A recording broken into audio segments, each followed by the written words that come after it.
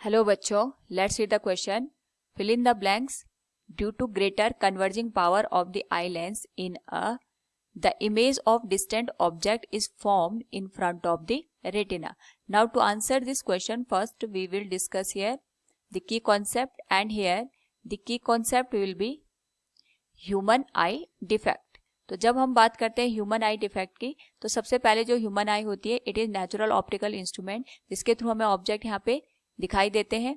और यहाँ पे जो कन्वर्जिंग पावर होती है लेंस की, या तो उसमें यहाँ पे चेंजेस आ जाते हैं उसकी वजह से, या फिर हमारे पास जो आई बॉल होता है इसकी साइज में यहाँ पे कमी या फिर इंक्रीमेंट होने की वजह से जो इमेज होती है ऑब्जेक्ट की, वो रेटिना पे ना बन के रेटिना से या तो आगे बनता है या तो रेटिना के बाद बनता है. तो इसी को हम यहाँ पे ह्यूमन आई डिफेक्ट के नाम से जानते हैं. तो डिफरेंट डिफरेंट टाइप के हमें यहाँ पे ह्यूमन आई डिफेक्ट देखने को मिलते हैं.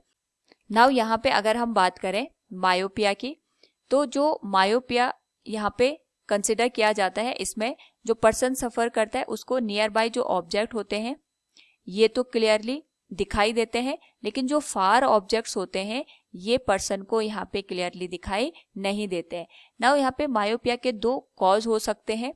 एक तो या तो यहाँ पे जो लेंस होता है इसकी जो कन्वर्जिंग पावर होती है ये बढ़ जाती है, और यहाँ पे अगर कन्वर्जिंग पावर बढ़ जाएगी तो जो हमारे पास इमेज है वो रेटिना पे न बन के रेटिना से पहले बन जाएगा, या तो फिर हमारे पास जो आई बॉल होता है इसका जो साइज होता है ये इंक्रीज हो जाता है. तो साइज इंक्रीज होने की वजह से भी जो यहाँ पे इमेज होती है वो रेटिना पे न बन के उससे पहले ही बन जाती है. नाउ अगर हम इसको यहाँ पे अंडरस्टैंड करें कि हमारे पास जो पर्सन मायोपिया से सफर करता है उसको यहाँ पे दूर की चीजें दिखाई नहीं देती हैं क्लियरली. तो सपोज हमने यहाँ पे इन्फिनिटी पे कोई ऑब्जेक्ट रखा है जिससे जो लाइट रेज आएंगे ये पैरेलल होंगी. तो जो लाइट रे पैरेलल होती है ये कन्वर्ज होने के बाद यहाँ पे रेटिना पे फोकस होती है, लेकिन यहाँ पे जैसे हमने डिस्कस किया इन द की कॉन्सेप्ट, जो लेंस है इसकी कन्वर्जिंग पावर यहाँ पे बढ़ जाती है. अगर कन्वर्जिंग पावर बढ़ जाएगी तो ये लाइट रे को रेटिना पे पहुंचने से पहले ही यहाँ पे कन्वर्ज कर देगा, यानी जो लाइट रेज होंगी ये रेटिना पे ना मिलके उससे पहले ही यहाँ पे मीट कर जाएंगी. तो जो इमेज होगी वो रेटिना से पहले ही यहाँ पे बन जाएगा. या तो ऐसा भी हो सकता है, सपोज हमारे पास रेटिना है और यहाँ पे जो भी लाइट रेज एंटर कर रही है वो रेटिना पे जाके फोकस हो रही है. अगर इस रेटिना का साइज ही बढ़ जाएगा तो उस पर्टिकुलर केस में अभी भी लाइट रे इसी पॉइंट पे जाके मीट करेंगे, बट यहाँ पे रेटिना का साइज बढ़ने की वजह से अब जो इमेज है वो रेटिना पे ना बन के उससे पहले ही हमें दिखाई देगा. तो इस केस में भी हमारे पास जो पर्सन होता है ये मायोपिया से यहाँ पे सफर करता है, और मायोपिया को ही हम यहाँ पे शॉर्ट साइटनेस के नाम से भी जानते हैं.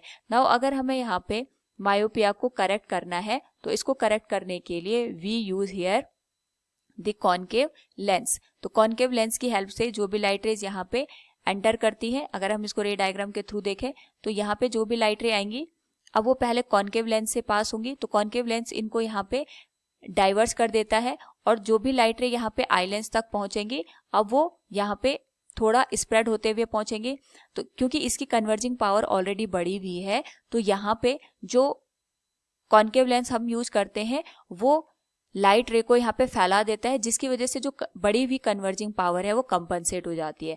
नाउ जो भी लाइट रे अब यहाँ पे आएगी वो आई लेंस से होते हुए रेटिना पे जाके फोकस हो जाएगी, यानी जो इमेज बनेगी वो हमारे पास यहाँ पे रेटिना पे बनेगी.